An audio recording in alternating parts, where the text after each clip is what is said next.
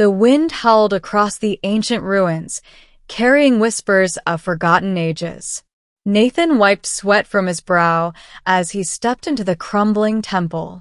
He wasn't supposed to be here. The archaeological team had left hours ago, and security wouldn't return until morning. But curiosity had always been his curse. And in the center of the hall stood her, a towering statue carved from shimmering obsidian, depicting a woman with otherworldly beauty, long hair that curved like tendrils, a face half human yet distinctly alien, and eyes made of blue crystal. Her hands rested over her chest, and her lips were curved in a faint, enigmatic smile. Local legends called her Sarafra, the sleeping empress of the skies. Supposedly, she had ruled a galactic empire before being turned to stone by a jealous god. Nathan chuckled. 8,000 years old, and still prettier than my ex. He walked closer, flashlight trembling slightly in his hand. There was a strange energy in the air. The walls hummed faintly, like a giant heart beating below the surface. "This'll make a great story," he murmured, pulling out his phone. He angled it toward the statue, grinning. "All right, Your Majesty. Time for your first kiss in a millennium." He leaned forward and pressed his lips gently against the statue's. For a heartbeat, nothing happened. Then the world exploded in light. A surge of warmth shot through him. The floor trembled, dust rained from the ceiling, and the crystals in her eyes flared alive with electric blue fire. Nathan stumbled back, terrified, but before he could run, the statue's stone skin cracked like an eggshell. Light spilled from every fracture, and with a final shattering sound, the statue's shell burst apart. In its place stood a living being. Her skin glowed faintly silver under the flickering torchlight, and her hair floated around her head as if underwater. Her eyes locked onto his, brilliant, fierce, and ancient. She took a slow breath, as if inhaling life for the first time in centuries.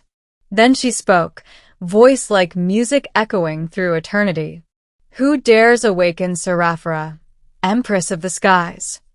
Nathan's jaw dropped. I'm just a guy. I didn't mean to." She stepped closer, examining him like a curious predator. "You touched my lips. In my people's law, such a gesture binds fates." Her gaze softened, yet her voice carried power. "You wish to be my mate?" "Mate," Nathan stammered. No, it was just a joke. I didn't mean anything by it." Sarafra tilted her head, confused. "You awaken me with the kiss of union and deny the bond? You must be bold or foolish." "I'll take foolish for 200, he muttered, backing away, but his foot caught on a stone, and he fell on his back. She was instantly at his side, kneeling gracefully, her glowing fingers brushing his arm. Where she touched, warmth spread through him. Her expression softened. "You are human, fragile, yet your heart burns bright." She placed a hand over his chest, feeling the rapid thump. "Yes, you will do." "Do? Do for what?" "To rule beside me, to restore what was lost." Before Nathan could protest, a shockwave pulsed through the temple. Symbols etched into the floor flared with light, and holographic images flickered to life. Star maps, ancient battles, a fleet of ships spanning galaxies. Sarafra rose to her feet, eyes narrowing as she gazed at the visions. "My empire shattered, my people gone. 1,000 years of silence." Nathan pushed himself up, stunned. "You're saying you're really an alien?" She turned toward him. "Not alien, ancient. You humans are the newcomers." Nathan swallowed hard. "Okay. Empress Sarafra, ma'am. I'm flattered, but I think there's been a misunderstanding. I'm not some cosmic prince. I'm just an archaeologist with student debt." Her lips curved into a faint smile. All rulers begin as mortals. The kiss has chosen. Our destinies entwine. He rubbed his temples. Great. I'm engaged to a space queen.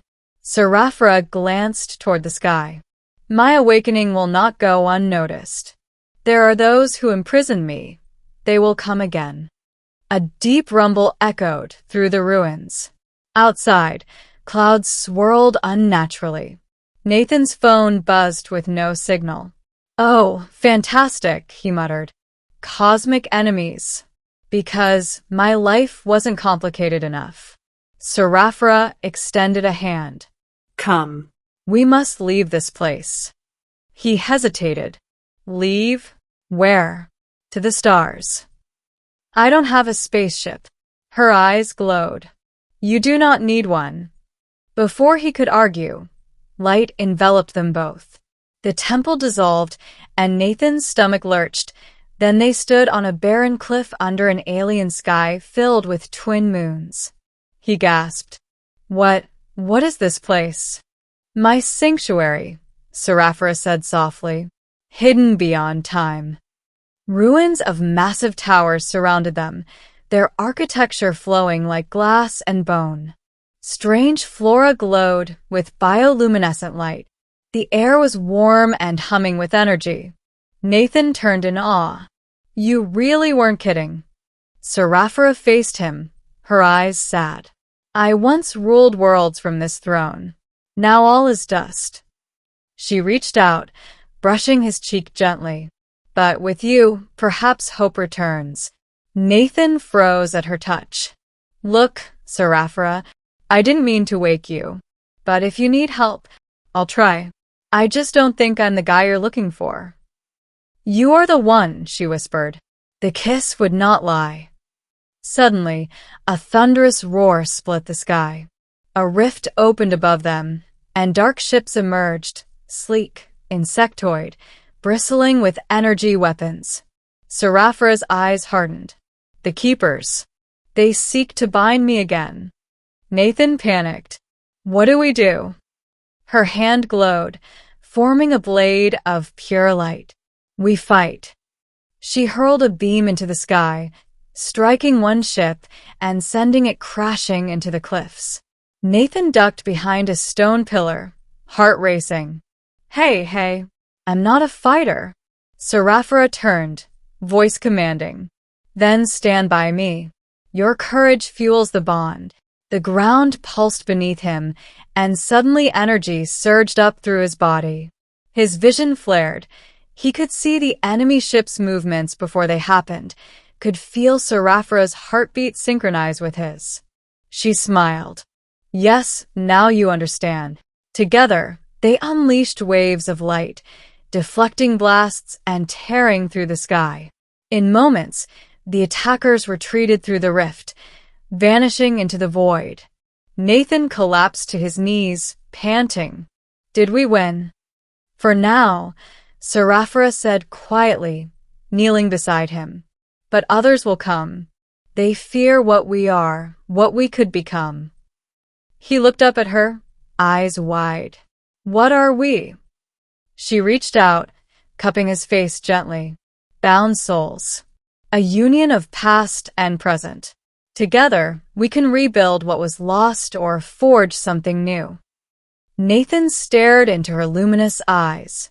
He wanted to protest, to run, to wake up from this impossible dream, but something inside him shifted. The connection was real. He felt her loneliness, her longing, her strength. And he couldn't turn away. He took her hand. All right, Empress. Let's see where this goes. Her smile lit the world around them. Then rise, my mate. The stars await. Epilogue. Weeks later, Nathan stood on the balcony of a restored palace, staring at constellations no human had ever seen. Beside him, Sarafra wore armor forged from starlight, her hand entwined with his. He still didn't fully understand what destiny had in store, but as her voice echoed softly beside him, promising adventures across galaxies, he knew one thing.